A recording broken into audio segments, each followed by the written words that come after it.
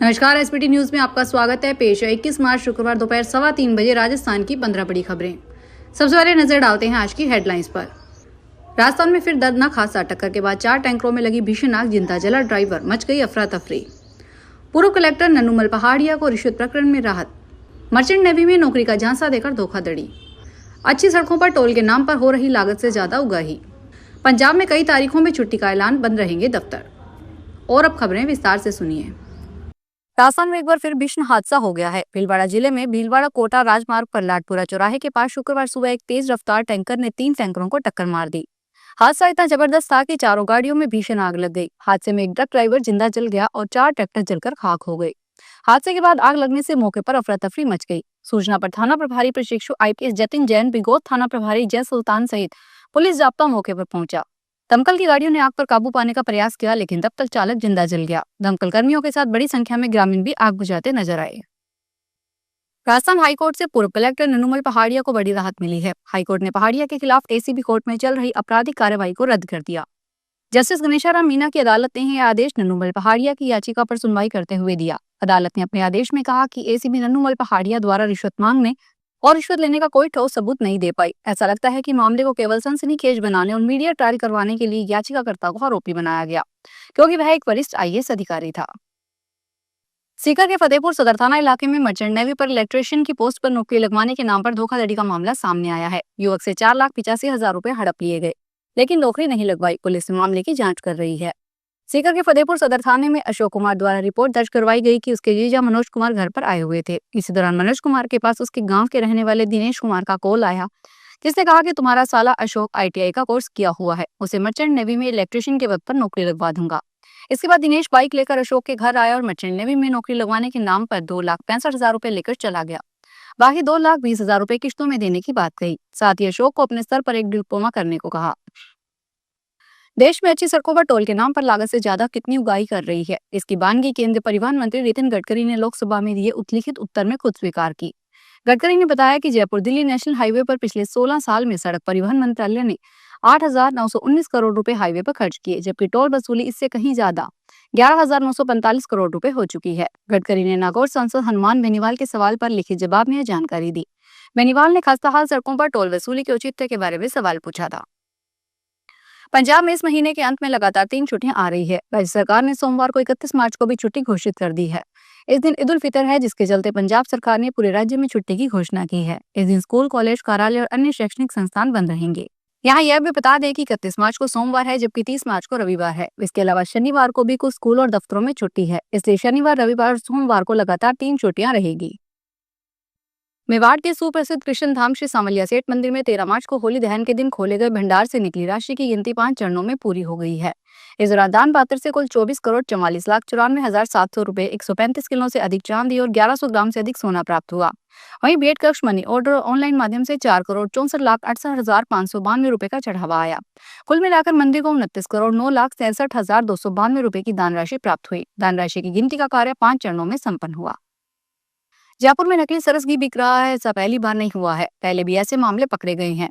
जहां खाद्य सुरक्षा विभाग की टीम ने दुकान से नकली घी पकड़ा है। सरस डेयरी की ओर से इस मामले में आरोपी दुकानदार के खिलाफ मुकदमा दर्ज करवाया गया है। वहीं खाद्य सुरक्षा विभाग की टीम ने सैंपल लेकर जांच के लिए भेजे गए हैं। ज्वार सर्किल थाना अधिकारी मदनकर बासरा ने बताया कि आरोपी दुकानदार के खिलाफ सरस डेयरी की ओर से मुकदमा दर्ज करवाया गया है। नेशनल टेस्टिंग एजेंसी की ओर से देश की सबसे बड़ी इंजीनियरिंग प्रवेश परीक्षा JEE मेंस 2025 के दूसरे सेशन की परीक्षा शहर एवं परीक्षा की तिथियां जारी कर दी गई है।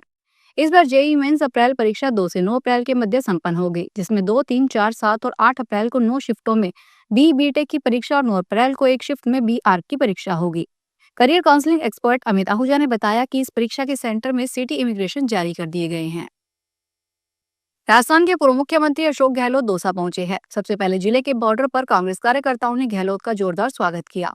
इसके बाद लालसोट बाईपास, पुलिया, कलेक्टर चौराहा, भांडारोश मोड़, दुब्बी, सिकंदरा चौराहे पर जोरदार स्वागत किया गया। गहलोत का मेहंदीपुर बालाजी मंदिर में दर्शन करने का भी कार्यक्रम है। यहाँ महंत डॉक्टर नरेश पुरी महाराज से भी मुलाकात करेंगे। पूर्व मुख्यमंत्री भरतपुर के दौरे पर जा रहे हैं, जहाँ वे अपना गढ़ संस्थान के कार्यक्रम में शामिल होंगे। बिशनगढ़ थाना क्षेत्र में छिपा की भाखरी के पास जवाई नदी में अवैध बजरी खनन के मामले में पुलिस ने कार्रवाई करते हुए 2 डंपर और 1 ट्रैक्टर को जब्त कर लिया। हालांकि चालक मौके से फरार हो गया, जिसकी तलाश की जा रही है। बिशनगढ़ थाना अधिकारी निम सिंह ने बताया कि एसपी ज्ञानचंद्र यादव के निर्देशानुसार जिले में अवैध बजरी खनन की रोकथाम के लिए चलाए गए अभियान अखरोट बिशनगढ़ थाने की 3 अलग-अलग टीमों ने गश्त के दौरान कार्रवाई करते हुए छिपा की भाकरी के पास से जमाई नदी में बजरी से भरे 2 डंपर और 1 ट्रैक्टर को जब्त कर लिया। बांसवाड़ा में उदयपुर मार्ग से सटे चिड़ियावासा कस्बे में किराना सामान की आड़ में अवैध शराब के कारोबार पर बीती रात को पुलिस ने व्यापारी के घर पर दबिश देकर बड़ी मात्रा में देसी और अंग्रेजी शराब जब्त की है। सदर सीआई बुधराम बिश्नोई के अनुसार मुखबिर से सूचना मिली कि किराना व्यापारी पवन कलाल पुत्र अमरजी कलाल ने अपने मकान में अवैध तरीके से शराब का भंडारण किया हुआ है। उसकी दुकान के पीछे ही मकान है। इस पर थाने की टीम ने दबिश दी। घर पर कोई नहीं मिला। अंदर घुसने पर यहाँ एक कमरे में विभिन्न ब्रांड की 18 पेटी शराब पड़ी दिखी। मौके पर शराब की कोई वैधता प्रमाण नहीं करने वाला ही नहीं मिलने पर ग्राम विकास अधिकारी व अन्य गवाहों की मौजूदगी में यह खेप जब्त करके आबकारी अधिनियम के तहत मकान मालिक पवन कलाल के खिलाफ केस दर्ज किया गया।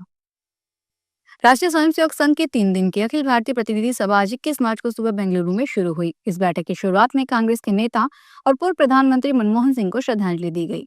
हालांकि मनमोहन सिंह के साथ तबला वादक जाकिर हुसैन, प्रीतेश नंदी सहित संघ के दिवंगत कार्यकर्ताओं को भी श्रद्धांजलि दी गई। इस दौरान संघ के सह कार्यवाह मुकुंद सीआर ने मणिपुर की स्थिति को लेकर भी चिंता जताई। हरियाणा पंजाब के शंभू और खनौरी बॉर्डर से किसानों को जबरन हटाने को लेकर किसान पंजाब सरकार पर भड़के हुए हैं। पंजाब सरकार ने संघ किसान मोर्चा के पंजाब चैप्टर और भारतीय किसान यूनियन की चंडीगढ़ में शाम को 7 बजे मीटिंग बुलाई थी, मगर बीकेयू उग्राहा में इसका बहिष्कार कर दिया गया। संगठन के प्रधान जोगिंदर उग्राहा ने कहा कि हमें यह नहीं पता कि शंभू खनौरी बॉर्डर से कितने किसान हिरासत में लिए वह कहाँ है। ऐसी स्थिति में हम मीटिंग नहीं कर सकते। आम आदमी पार्टी ने शुक्रवार को बड़ा फैसला लेते हुए पूर्व विधायक सौरभ भारद्वाज को दिल्ली में पार्टी का अध्यक्ष बनाया। उन्होंने पूर्व मंत्री गोपाल राय की जगह ली है। पार्टी ने गोपाल राय को गुजरात का प्रभारी बनाया। साथ ही 4 राज्यों में प्रभारी और 2 राज्यों में अध्यक्ष बनाए गए। पंजाब में मनीष सिसोदिया प्रभारी बने। छत्तीसगढ़ में संदीप पाठक प्रभारी बने। पंकज गुप्ता गोवा के प्रभारी बने हैं। जम्मू कश्मीर में महराज मलिक को प्रदेशाध्यक्ष बनाया गया है। राजस्थान विधानसभा में प्रश्नकाल के दौरान जल संसाधन मंत्री सुरेश सिंह रावत ने बताया कि 950 करोड़ के बजट में से धौलपुर लिफ्ट पर 534 करोड़ और काली तीर प्रोजेक्ट पर 442 करोड़ रुपए खर्च किए गए हैं। इस जवाब से नाराज कांग्रेस विधायक रोहित बोहरा ने कहा कि मंत्री सदन को गुमराह कर रहे हैं। उन्होंने पूछा कि बजट में 950 करोड़ की घोषणा की गई थी, लेकिन वास्तविक बजट कितना दिया गया। बोहरा ने मंत्री पर गलत जवाब देने का आरोप लगाते हुए कहा, पहले तो वन पर्यावरण की मंजूरी के बिना प्रोजेक्ट आगे बढ़ना ही गलत है। स्पीकर ने बोहरा के 2 सवालों पर पूछे होने का हवाला देते हुए अगला सवाल पुकार लिया। इस पर बोहरा ने स्पीकर को कहा कि आप मंत्री को बचा रहे हैं, मंत्री सदन को गुमराह करने वाला जवाब दे रहे हैं जो गलत है। फिलहाल इस बुलेटिन में इतना ही। फिर हाजिर होंगे बड़ी खबरों के साथ। अगर आप भी अपने आसपास की छोटी बड़ी और महत्वपूर्ण खबरों से अपडेट रहना चाहते हैं तो सब्सक्राइब कीजिए हमारे चैनल एसपीटी न्यूज को और प्रेस कीजिए बेल आइकन पर।